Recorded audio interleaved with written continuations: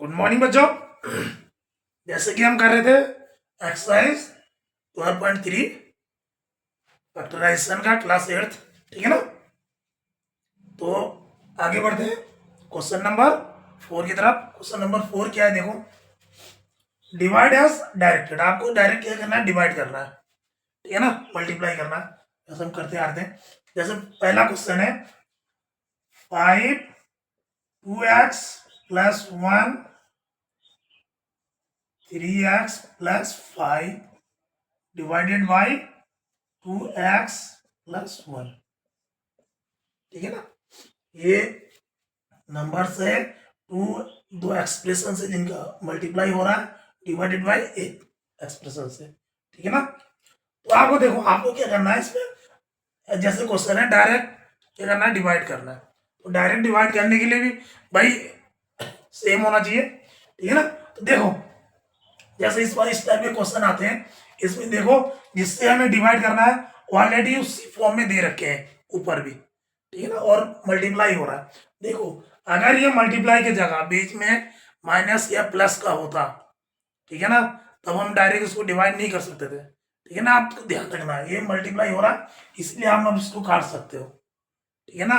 ये एक टर्म्स होता तो अलग बात था, ये दो टर्म्स है। देखो, ये एक एक्सप्रेशन, ये एक्सप्रेशन है, दोनों का मल्टीप्लाई हो रहा है, ठीक है ना, तभी काट सकते हो। अगर मल्टीप्लाई की जगह माइनस प्लस होता तो नहीं काट सकते थे।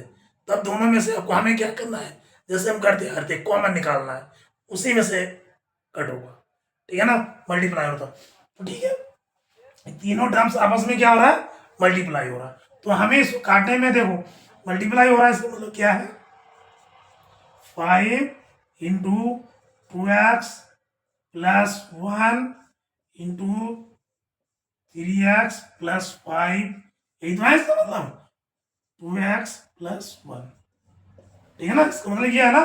तो बस इसके ये काट दो, तो बचा क्या, 5 3x प्लस 5, ये आंसर बचा, ठीक है ना। डायरेक्ट काट दिया हमने। अगला क्वेश्चन देखो। देखो क्वेश्चन को क्या है ना, डिवाइड में किसी भी चीज में, चाहे डिवाइड लो, मल्टीप्लाई लो, सब्सट्रैक्ट लो, आपको बैठाना बहुत जरूरी है। बैठा के उसके बाद उसको अगर समझ में आ रहा है तो सीधे हम कॉमन ले लो, नहीं आ रहा तो सीधे उसका फैक्टर कर लो, सीधा तरीका है। फैक्टर करने के बाद क्वेश्चन बहुत ईजी होता है, क्वेश्चन को खोल दो, लंबा कर लो, कोई दिक्कत नहीं, ठीक है ना। देखो 26 plus 5 y minus 4 divided by 13x y minus 4, ठीक है ना। अब देखो ये क्वेश्चन है। अब इसको देखो, ऊपर वाले को आप क्या लिख सकते हो, ऊपर वाले को 26 है तो 2 इंटू 30 लिख सकते हो ना, एक्स वाई, ठीक है ना, इंटू अब देखो x plus 5 y minus 4 divided by 13 x y minus 4, ठीक है ना। ये भी सब मल्टीप्लाई हो रहा है, ये भी सब मल्टीप्लाई हो रहा है। अब आपको ऐसे खुल के नहीं दिखा रहे, देख लो। तो ये देखो, ये 13 से 13 कट गया, x से x कट गया, ठीक है ना, x से x कट गया।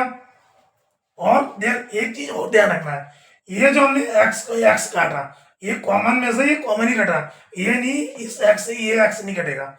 ये जो कोष्टक में है ये अपने आप में एक एक्सप्रेशन है, इसमें से नहीं कटेगा, जो इनमें से बाहर आएगा कॉमन, उसी में से ही काट सकते हैं, ध्यान रखना, ठीक है ना। और क्या कटा, y माइनस 4 y माइनस 4, तो बचा क्या हमारे पास, 2 into Y 2y x plus 5, तो ये इसका आंसर बचा,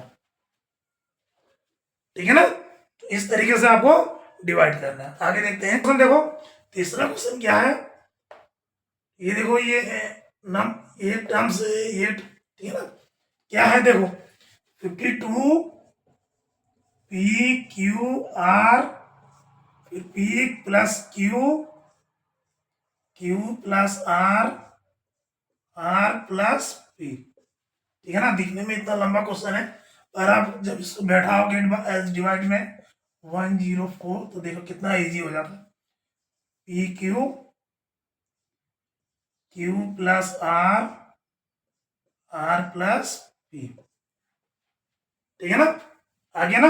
देखो इतना लंबा क्वेश्चन लग रहा था, मैं बैठे तो देखो देखो इस वाली देखो, इसमें क्या है देखो 52 into P into Q into R, ठीक है ना, into P Q into Q R into R P, सब मल्टीप्लाई में है, ठीक है ना। सेम देखो, इसको चाहो तो आप ऐसे भी लिख सकते हो, 52 into P into Q into R into P P plus Q into Q plus R into R plus P, इसका मतलब यही होता ना। और नीचे क्या है 104 into P into Q plus R into R plus P, यही है ना, ठीक है ना। आप देखो मल्टीप्लाई हो रहा है ऊपर नीचे, तो देखो इसका क्या है, सबसे पहले तो इसको दे दे 52 1 जा 52 जा 104, ठीक है ना। आप देखो P से P कट गया, Q से Q कट गया, बचा R, Q plus R, Q plus R से Q प्लस R कट गया, R प्लस P से R प्लस P बचा। तो ऊपर क्या बचा R, ऊपर आपके बचा R into P plus Q, यही बचा ना, R plus into P plus Q, ये बचा। और नीचे क्या बचा, नीचे देखो आपको 2 बचा, क्योंकि 52 जा 104, 2 बचा 2, तो इसको आप क्या लिख सकते हो 1/2 आर पी प्लस क्यू, ये आ गया आंसर,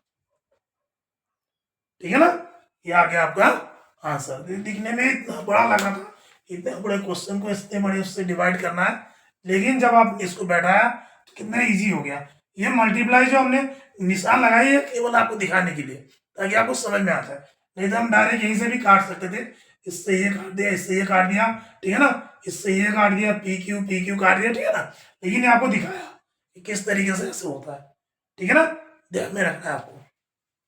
तो देखो अगला फोर्थ क्या है 20 y प्लस 4 कोष्टक के अंदर, फिर मल्टीप्लाई कोष्टक y square plus 5y plus 3, ठीक है ना, फिर question 1 divided by 5y plus 4, ठीक है ना। तो आपको भी इसको डिवाइड करना, तो जैसे बैठाते आ रहे हैं ऐसे बैठाओ, क्या है 20y प्लस 4, इस ये क्या आ जाएगा y square plus 5y plus 3 divided by क्या आ जाएगा 5y प्लस 4, ठीक है ना। तो देखो आपको ऐसे ही दिख रहा होगा कि क्या है 20 into Y plus 4 into Y square plus 5y plus 3, इसको किससे डिवाइड करना है 5 इंटू वाई प्लस 4 से, ठीक है ना। तो आपको ऐसे वैसे पता लग रहा होगा, इस देखो 20 को आप क्या लिख सकते हो 5 इंटू 4, क्योंकि नीचे 5 है, हमने 5 के टर्म्स में लिखा, into y plus 4 into Y square plus 5y plus 3, स्टम में लिख सकते ना। नीचे वाले को क्या लिखा 5 इंटू वाई प्लस 4, ठीक है ना। सब प्रोडक्ट क्या है देखो 5 से 5 कट गया, y प्लस 4 तो ऊपर क्या बचा आपका 4 बचा into Y square plus 5y plus 3, ये इसका आंसर बच गया, ठीक है ना। आप चाहो तो यहाँ से भी आप इसको काट सकते हो, 5 1 जो 5, 5 4 जो 4, इससे ये कट गया तो डायरेक्ट आंसर।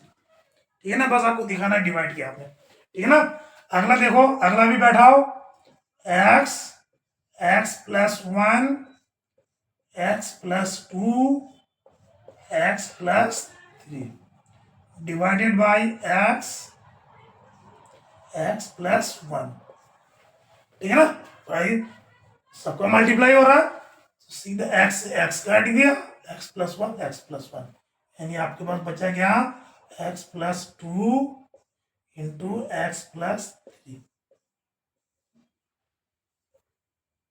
ठीक है ना, चाहो तो ये लिख दो, चाहो इसको भी अगर सॉल्व करना चाहो सॉल्व करके लिख दो तब भी सही है। ठीक है ना, तो ये था क्वेश्चन नंबर 4। ठीक है ना, जिसके 5 पार्ट्स थे हमने कर दिया। ठीक है ना, क्वेश्चन बड़ा इजी था, बस आपको सॉर्ट आउट करना था, सॉल्व करना था।